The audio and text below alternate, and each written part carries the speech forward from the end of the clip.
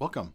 I want to look at some artwork now from an artist named Yang Liu, who is a Chinese artist who has put together some sort of infographics, somewhat. It's kind of a hybrid of art and infographics, but the concept behind it is looking at the contrast between Chinese traditional culture and American or Western culture. And she uses this kind of dichotomy between what we might call more traditional cultures like China and the West or modern cultures.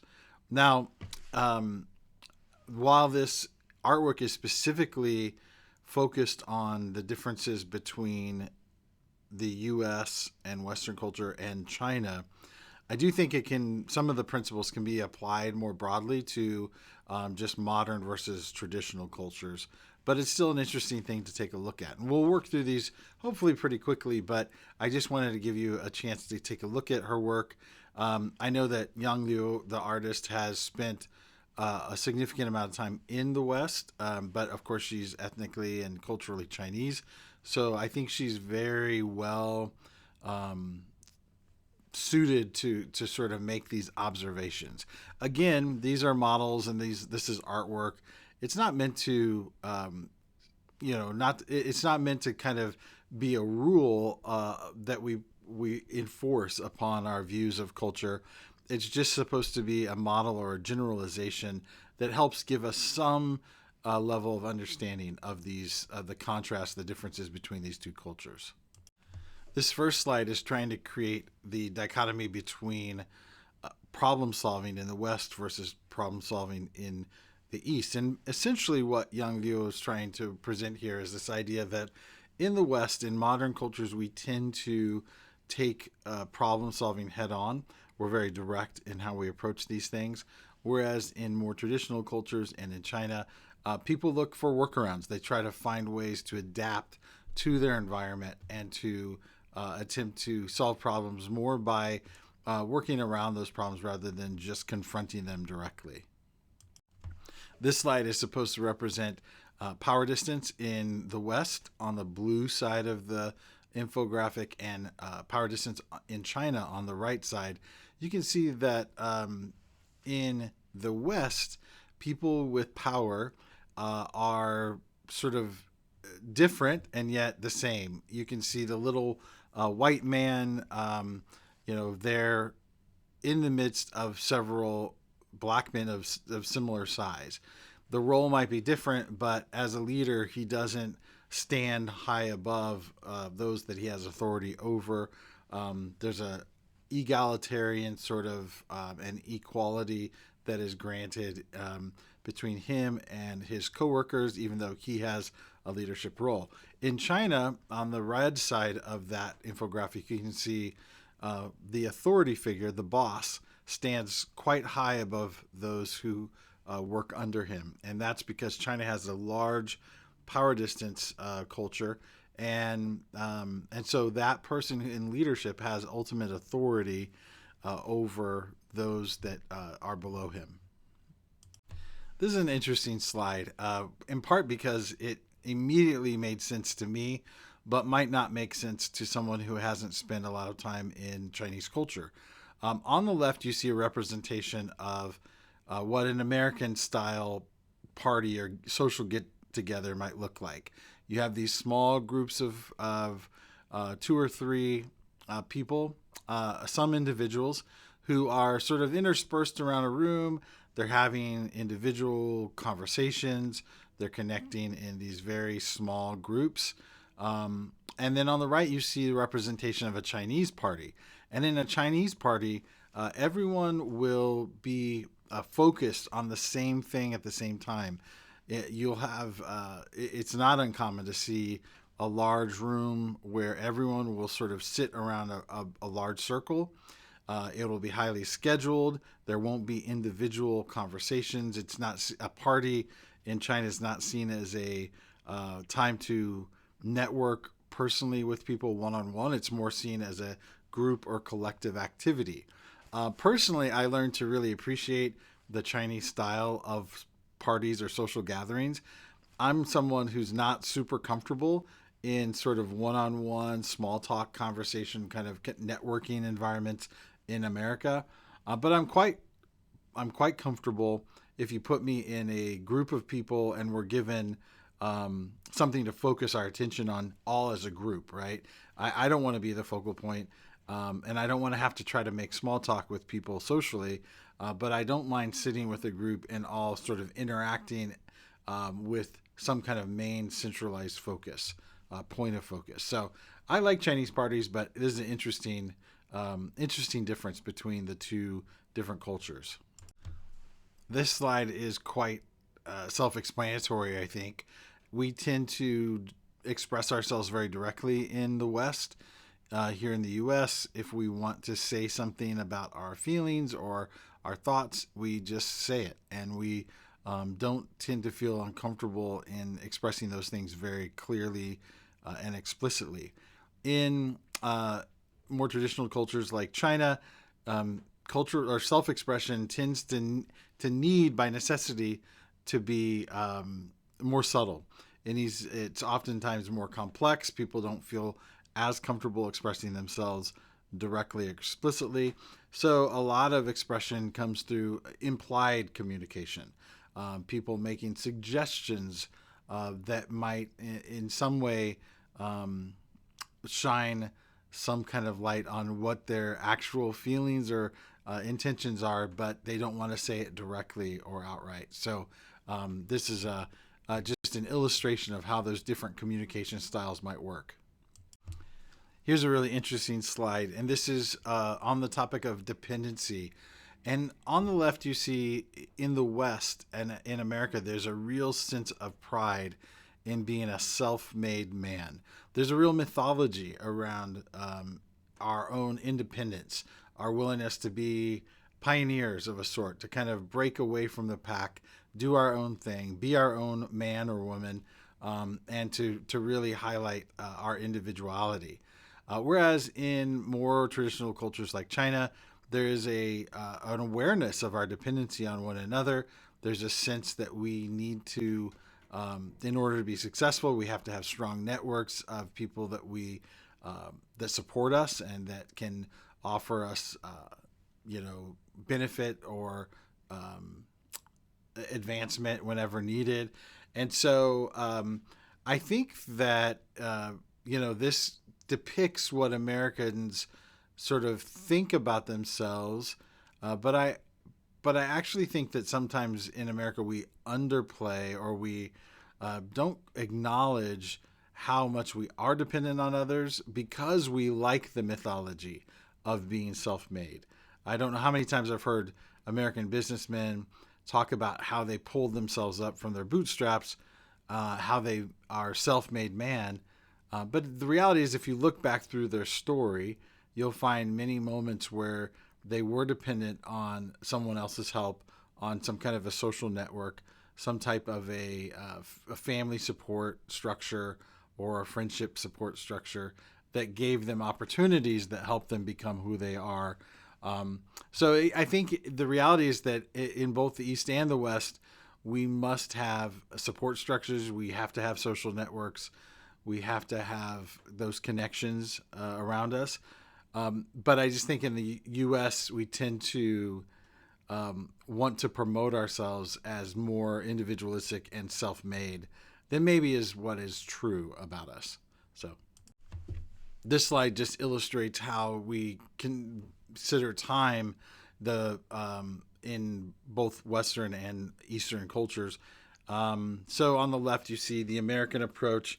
When we say, I'll be there at 6, we mean 6 exactly. We value our time. We feel that time is money. We feel that time is a resource that is very limited, that it can run out, that we must make the most of it. In China and other more traditional cultures, people tend to have a more flexible view of time. They don't see it as such a limited resource. They feel that they have a pretty good supply of it, and so they don't tend to fret or worry or concern themselves so much over the prospect of wasting time. It also is more acceptable, in at least some circumstances, more acceptable to to be late. I know that when I lived in China, I had a lot of friendships with Chinese people, and oftentimes there was an understanding that life is complicated, and so if we set a specific time to meet, sometimes they would be on time, and other times they wouldn't. But when they wouldn't, I think they it was usually for a good reason. They had gotten stuck in traffic, the bus they were on broke down, or whatever. Life's just more complicated, and so I never took it personally whenever they did show up late, understanding that in most cases they had a really legitimate reason for being late. But it's just a difference in the view of the value and necessity of punctuality, essentially. This slide's pretty self explanatory, but the role of the individual. Of course, in the West, we place a high priority on individualism, self expression, being your own person. And then on the right side, you see the sort of demoted or less prominent role of the individual in Chinese or traditional cultures. It's not that the individual doesn't exist. They do. They have a self identity. They have desires of their own, motivations, and so on.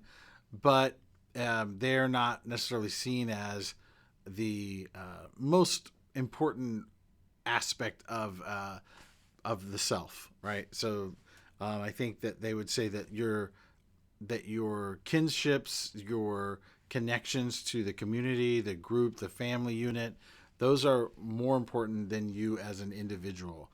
So this image just kind of depicts that reality. This slide's pretty self-explanatory, but the role of the individual. Of course, in the West, we place a high priority on individualism, self-expression, being your own person.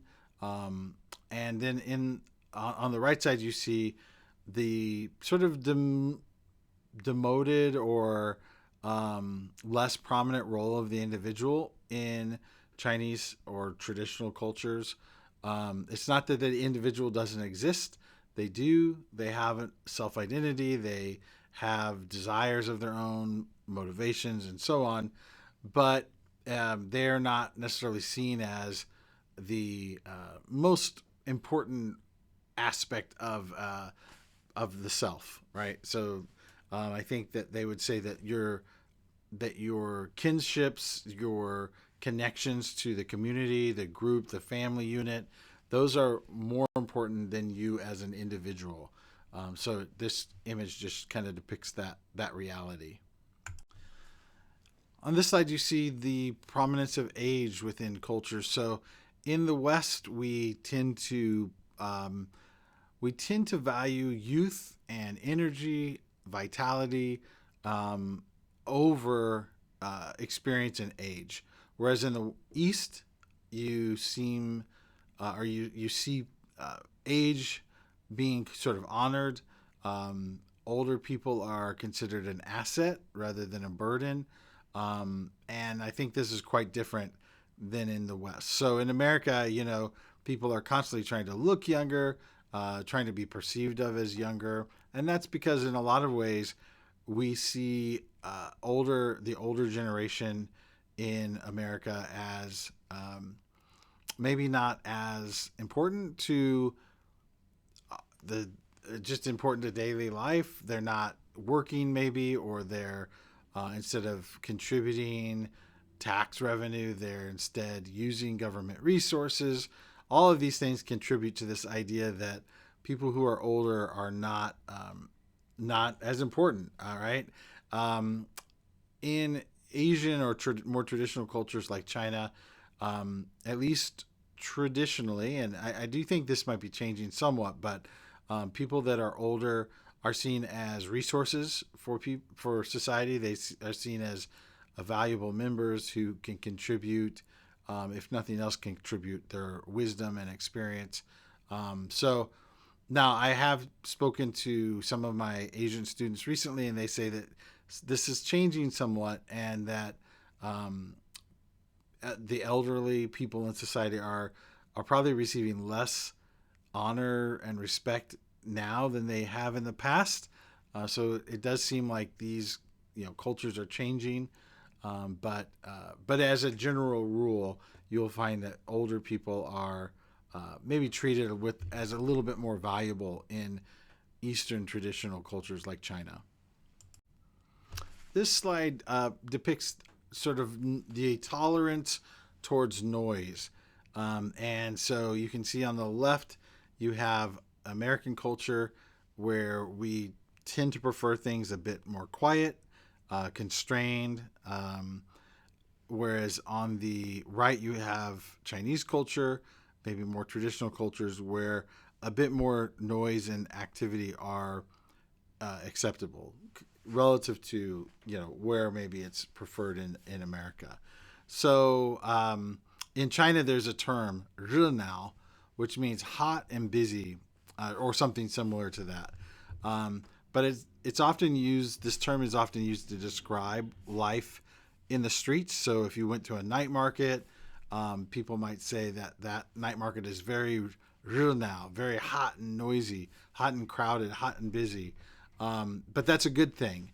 In Chinese culture, if there's a lot of people around, everyone's talking, active, there's a lot of noise, that's a good environment.